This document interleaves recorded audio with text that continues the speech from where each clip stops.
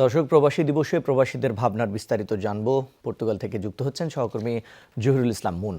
Moon, আপনার কাছে জানতে চাই, বাংলাদেশ সহ বিশ্বের বিভিন্ন দেশে প্রথমবারের মতো পালিত হলো জাতীয় প্রবাসী দিবস। এই বিষয়টিকে পর্তুগালের প্রবাসীরা কিভাবে দেখছেন এবং সরকারের কাছে তাদের কি কি প্রত্যাশা রয়েছে? রিশান, আপনাকে অনেক ধন্যবাদ। প্রথমবারের মতো পালিত হলো পর্তুগালে, অর্থাৎ বিশ্বের বিভিন্ন দেশে প্রবাসী দিবস। এই দিবস উপলক্ষে কিন্তু আজকে আমরা ২টার সময় কিন্তু দেখেছি আজকে আহ, রাষ্ট্র আমাদের এম্বাসিতে, অর্থাৎ এম্বাসিতে কিন্তু রাষ্ট্রদূত কিন্তু একটি প্রোগ্রাম চালনা করেছেন। এছাড়াও কিন্তু প্রবাসীরা বিভিন্ন রকম দায়িত্ব যেগুলো আছে সেগুলো দায়িত্ব কিন্তু পালন করছেন। কিন্তু এর মাঝখানে অনেক কিন্তু দাবি রয়েছে, প্রবাসীদের মূলত অনেক দাবি রয়েছে। সেই দাবির মধ্যে রয়েছে পর্তুগালের যে কনসুলার সেকশন, সেটি কিন্তু বাংলাদেশে নাই। এই ভোগান্তি পোহাতে কিন্তু তাদেরকে ইন্ডিয়া যেতে হয়। এছাড়াও কিন্তু পর্তুগাল বাংলাদেশ দূতাবাসে কিন্তু এইখানে আমাদের এনআইডি সার্ভিসটাকেও কিন্তু অন্যান্য দেশে চালু করার প্রক্রিয়া শুরু হলেও আমার পর্তুগালে কিন্তু এখানে কিন্তু পর্তুগালে চালু হওয়ার প্রক্রিয়াটা শুরু হয়নি।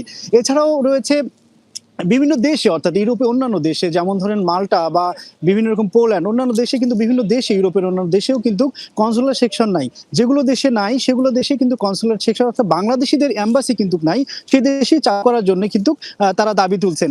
এছাড়াও যেই দেশের বাংলাদেশে কনসুলার সেকশন নাই, অর্থাৎ ভিসা প্রক্রিয়াটি বাংলাদেশ থেকে সম্পূর্ণ করতে পারেন না, সেই দেশের কিন্তু ভিসা প্রক্রিয়ার জন্য বাংলাদেশ থেকে, বিশেষ করে রোমানিয়া, অন্যান্য দেশ থেকেও যারা মাল্টা এবং সার্বিয়া, বিভিন্ন দেশ রয়েছে, সেগুলো দেশে কিন্তু ভিসা প্রক্রিয়া বাংলাদেশ থেকে সম্পূর্ণ করতে পারেন না। তো তাদের দাবি কূটনৈতিক প্রচেষ্টার মাধ্যমে যেন সেগুলো সেখানে চালু করতে পারে। আরেকটি কথা বলবো, লিসবন থেকে কিন্তু বাংলাদেশের ফ্লাইট যেগুলো, সেগুলো কিন্তু দিন দিন কমে যাচ্ছে বলা যায়।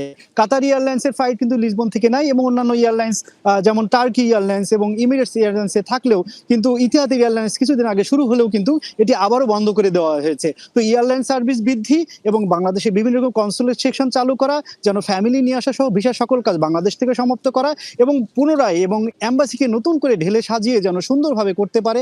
এম্বাসি অনেক সুন্দর কাজ করছে, যেন আরো একটু সুন্দরভাবে যেগুলো সার্ভিস অন্যান্য দেশে দেওয়া হয়, আমাদের দেশেও যেন দেওয়া হয়, এই আশাবাদ ব্যক্ত করছেন পর্তুগালের প্রবাসীরা। ঈশান, মুন, আপনাকে ধন্যবাদ।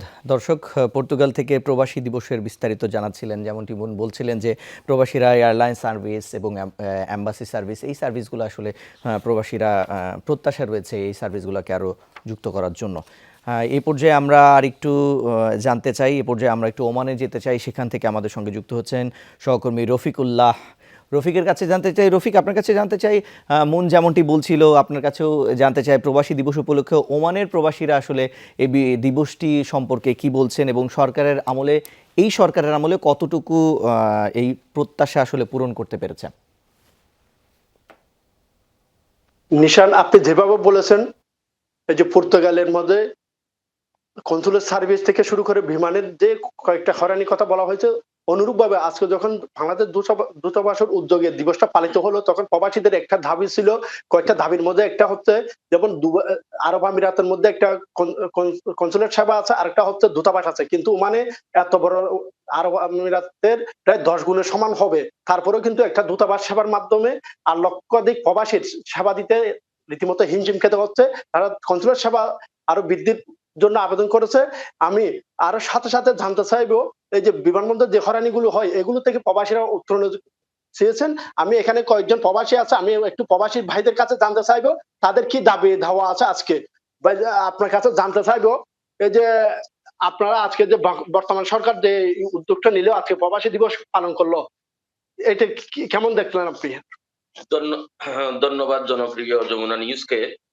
আমি উদ্বুদ্ধ হয়ে তৃপ্তকণ্ঠে বলতে চাই, এই সরকারের এই যে সুদর্শন যে সিদ্ধান্তগুলো নিয়েছে খুবই প্রশংসনীয়।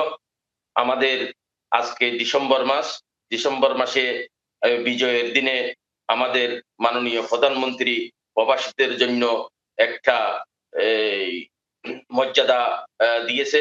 প্রবাসী দিবস পালন করা হবে ডিসেম্বর মাসের 30 তারিখে।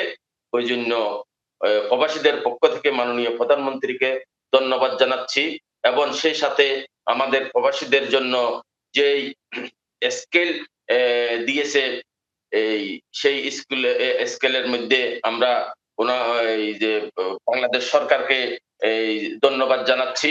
আপনার কাছে আরেকটা প্রশ্ন, প্রবাসী যে হয়রানির শিকার হচ্ছে বিমানবন্দরে, এ সম্পর্কে আজকে আপনার দূতাবাসে বললেন কি মন্তব্য? ধন্যবাদ। আসলে আপনারা জানেন Okay. আমরা বাংলাদেশীদের মধ্যে সারা বিশ্বে প্রায় আমরা জি ভাই। প্রায় 1,40,00,000 মতো আমরা প্রবাসী রয়েছি। তার মধ্যে আমরা ওমানে 7,25,000 প্রবাসী ওমানে রয়েছি। আমাদের একটা অভিযোগ থাকে, আমরা যখন এই প্রবাস থেকে দেশে যাই, বিমানবন্দরে যে আমাদের একটি অবহেলা করা হয়, ওইটা আমাদের একটি অভিযোগ থাকে, সেটা আমরা আজকে বাংলাদেশ দূতাবাসের মাধ্যমে মুক্ত করতে চান।